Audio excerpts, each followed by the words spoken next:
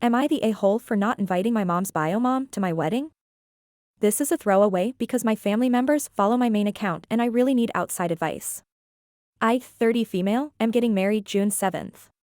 I have sent out the invitation and my mother's bio mom, 70 female, found out she was not invited to my wedding, which has caused some extended family members to lose their minds.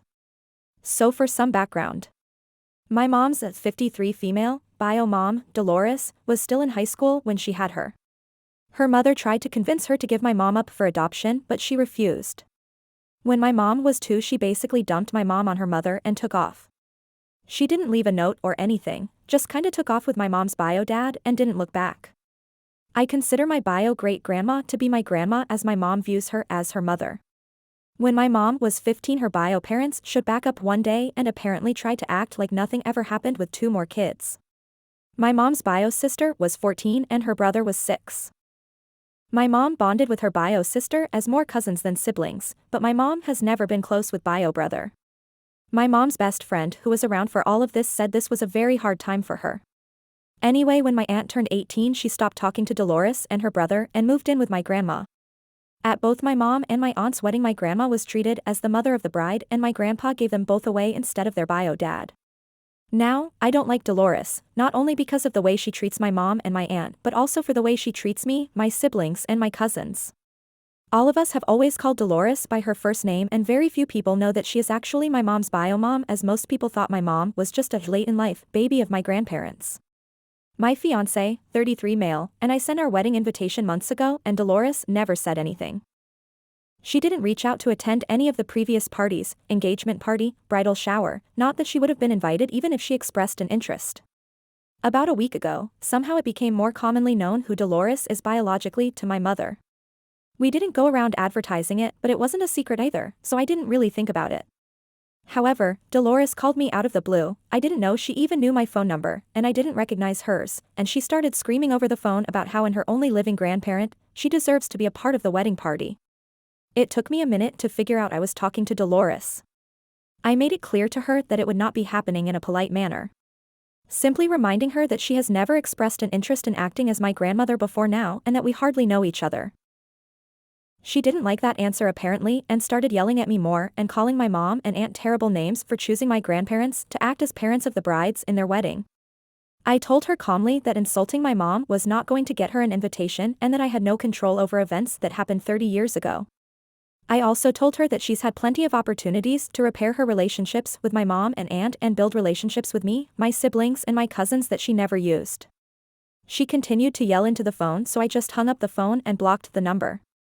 I am slightly worried that she's gonna try to crash my wedding, as she's made scenes before, like my cousin's graduation. However, we already hired security because my fiancé has a cousin that likes to cause trouble. My mom and I both think that her sudden desire to be involved in our lives has been encouraged by her judgy church friends as a way to keep up appearances and not an actual desire to be a part of our family. However, Dolores has reached out to her younger siblings, my mom's adoptive siblings, who have been trying to pressure my mom and I into inviting her and calling me an a-hole. My mom's adopted brother, 60 male, keeps insisting we need to do this just to keep the peace because he doesn't want to have to choose between his sisters and his mom, using a tone to imply that he would choose Dolores. My fiancé's mother has been trying to convince him since she found out. My mom and fiancé have made it clear that the decision is up to me whether other people like it or not. Everyone I've talked to other than my parents, siblings, aunt, her kids, and my fiancé say I'm being a stubborn petty a-hole for not inviting her. Even my best friend thinks I should invite her because she's reaching out, trying to be involved, and asked to be included. If I do cave and invite her to keep the peace, she definitely will not be a part of the wedding party. Should I just invite her anyway? So, I'm just wondering, am I the a-hole for not inviting her or continuing to not invite her? Update. So I just wanted to give a small update and thank everyone for their opinions. I really didn't want to invite her unless I got overwhelming responses telling me to. Anyway, I had a chat with my aunt, let's call her Irene, mom's bio sister, and my mom today after Mother's Day brunch. I wanted to tell them both that I decided not to let Dolores come to my wedding, and they were both relieved. I asked if it was possible that Dolores had reached out before, or if I was missing information somewhere. That's when I got the full story. Firstly, I'd like to apologize. My mom was not 2 when her bio mom took off the first time. I didn't realize she did it more than once. I really only knew the basics of what happened, not the whole story. So apparently the first time Dolores took off, my mom was only 4 months old. My grandma told her she needed to step up as a parent because she already had 2 7-year-olds, my Uncle David and Aunt Linda, and a 5-year-old, my Uncle Tom, all fake names. Dolores took off only hours after the fight. My grandparents were in their late 40s and already had their "you gave up trying" babies, and of "oh, we didn't think it would happen after we had so much trouble last time" baby. They had considered giving my mom up for adoption but needed Dolores to sign paperwork, and my aunt and uncles were already attached to her. That's when my grandma found out that when she and my grandpa were working, Dolores was leaving an infant with 3 children under the age of 8. Anyways, no one heard from her until just after my mom's 2nd birthday with my 10-week-old Aunt Irene. She then said she started talking about my grandparents raising Irene too, because they were already raising one of her kids, so what's another? My grandpa told her that if she left Irene, they would call the police and give her away. At some point my grandparents had the parental rights of my mom signed over to them and they became her legal parents. Dolores tried multiple times to leave Irene just for a couple hours, but my grandparents always found a way to make sure everyone would be unavailable. So one morning my grandma opened her front door and found baby Irene on the step. It took the police almost 6 days to find Dolores and Larry, my mom and Irene's bio father. They were basically given a warning and Irene was returned to their care. They took off again, this time with Irene. This was the time I knew about it. That's it, no one heard from Dolores or Larry for years. During this time, it was really bad for my aunt. Dolores and Larry were physically and verbally abusive towards my aunt and would leave for days at a time, leaving her younger brother, JJ, from the time she was 8. When she was 10, a neighbor took Irene and JJ in, and it took Dolores and Larry almost 2 months to notice they were gone. When they did, Larry got into a huge fight with the neighbor in front of Irene. She remembers Larry telling the old woman that she could keep his W of a daughter, but he wouldn't let her kidnap his boy. JJ went back, but Irene lived with the woman for almost 4 more years. Just before Irene turned 14, the neighbor died and she had to go back to Dolores and Larry. She lived with them for a couple months in a city about 2 hours from here. This is when they come back into my mom's life. So, that Christmas when my mom was 15, almost 16, and Irene was 14, and 1 month, they showed up at my grandparent house like they never left. She brought Christmas presents for JJ, Linda, David, Tom and both of my grandparents. They said that Irene was being punished and didn't deserve anything. And they said that they didn't know my mom was still there, in front of everyone. There was another fight between my grandparents, Dolores and Larry.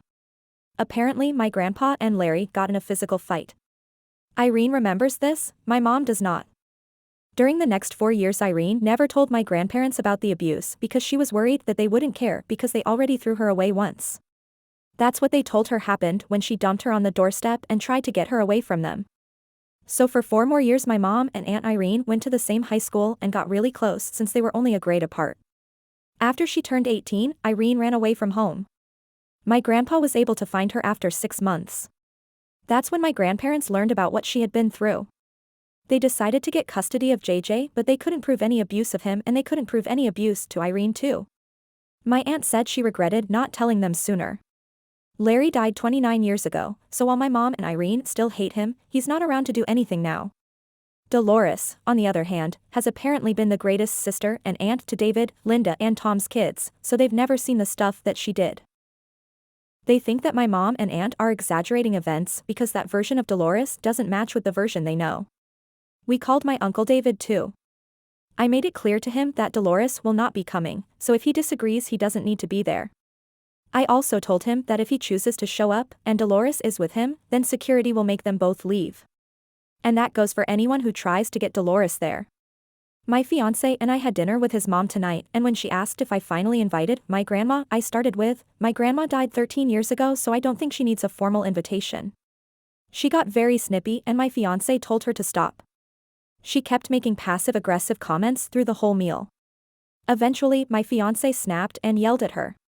He started yelling what Irene told us earlier in the day. We stormed out of his sister's house very quickly. His mom called to apologize about an hour ago. Apparently she had been told the story that Dolores has been using about how my grandparents stole her daughters and brainwashed them against her.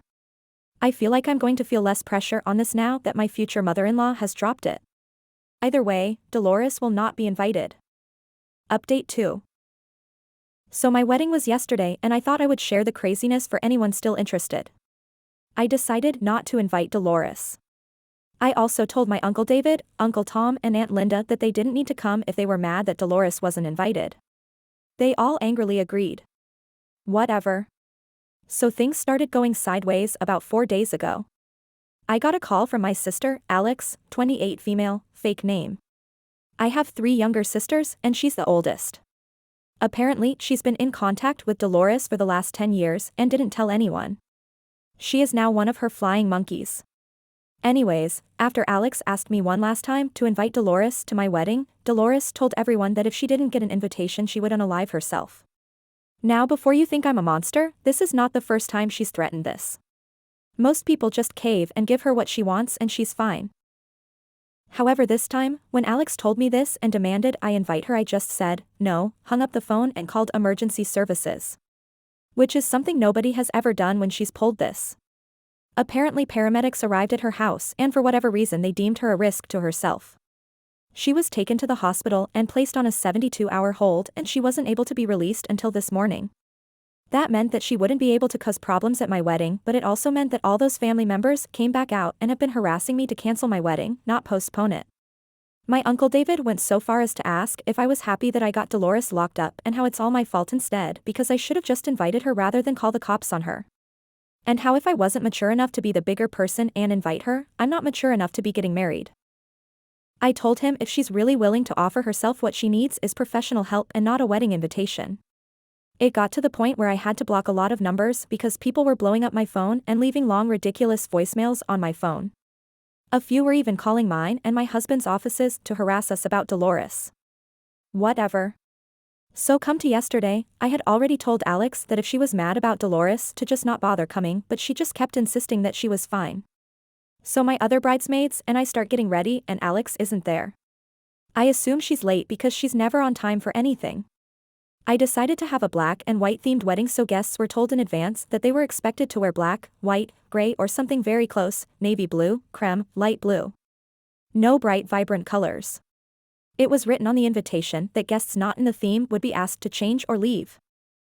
My husband and I were wearing dark bright red. Bridesmaids and groomsmen were in white. So during the entire planning process no one said anything about the theme except my mother-in-law, and she just said it was a new and interesting choice. But she agreed to follow the dress code and wore a nice light gray dress. Alex never said anything. Anyway, we were almost ready to go and Alex still wasn't there so I just assumed she decided not to come. I was wrong. She showed up 20 minutes before the wedding started wearing her bridesmaid's dress, now dyed bright red. My other 2 sisters just became unhinged. They started screaming at her and suddenly it was a massive fight. My one friend who was my maid of honor ran for a security guard. Alex started screaming that my theme was our word, her words not mine, and how I'm a moron and how I may be word because I asked my friend to be the maid of honor because everyone knows it's supposed to be the bride's sister. We agreed years ago that we would be each other's bridesmaid but we would have different maid of honors so we aren't picking a favorite sister. Then she launched into how I'm a bad person for not inviting Dolores. Security escorted her out of the venue. After that the day went pretty well. I partied the night away with people who actually cared about me and my husband. I know this is probably not just going to blow over and that I'll hear about it for years to come, but I'm done caring. My boss already know about the situation and says I'm too valuable to lose and my husband's job doesn't have a lot of customers interaction so I don't think we need to worry about the harassment from the flying monkeys costing either of us our jobs. If you enjoyed the video press the like button and leave a comment. Subscribe the channel and don't forget to press the bell icon. Love y'all.